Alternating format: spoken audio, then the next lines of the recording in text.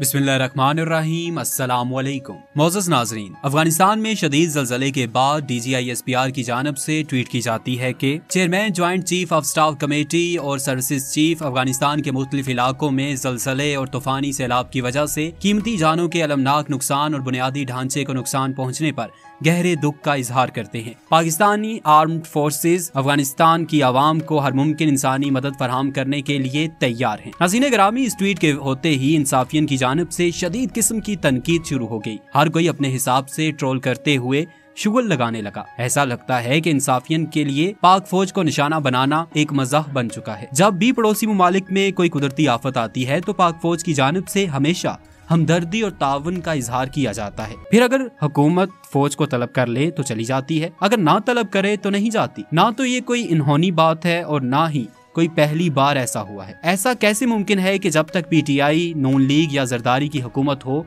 तो फौज के हर अमल की ताईद की जाए और जैसे ही हुकूमत खत्म हो तो हर बात पर तनकीद शुरू कर दी जाए। यही काम नून लीग ने किया। हुकूमत गई तो फौज को गली गली में गालियां देने लग गए और आज वही काम PTI के लोग कर रहे हैं। नाज़रीन ग्रामी, तनकीद अगर तामीरी हो तो फायदा देती है, लेकिन हर जगह गैर जरूरी और सिर्फ अपना गुस्सा निकालने के लिए तनकीद की जाए तो वो प्रोपेगेंडा बन जाती है। पाक फौज हमेशा से अपने करीबी ममालिक को कुदरती आफात में मदद फराहम करती आई है। ये कोई नई बात नहीं और ना ही ये ऐसा पैगाम कोई पहली बार रिलीज हुआ है। खुदारा अपने मुल्क और अपने इदारों पर तरस खाएं। आर्मी चीफ, वज़ीर आज़म बदलते रहेंगे लेकिन मुल्क और ये फौज यहीं पर रहेगी। इसकी ताकत बने, ना कि दुश्मन के हाथों में खेल कर उनके मकासद को पूरा करने का सामान बन जाए। मोअज़्ज़ज़ दोस्तों, अगर बहाने बहाने से फौज को गालियां देना, शुगल लगाना, मजाक बनाना आपका मिजाज बनता जा रहा है तो ये जरूर सोचिएगा कि आप में और बैरून मुल्क बैठे भिगोड़े खूनी लिबरल्स में क्या फर्क रह जाएगा।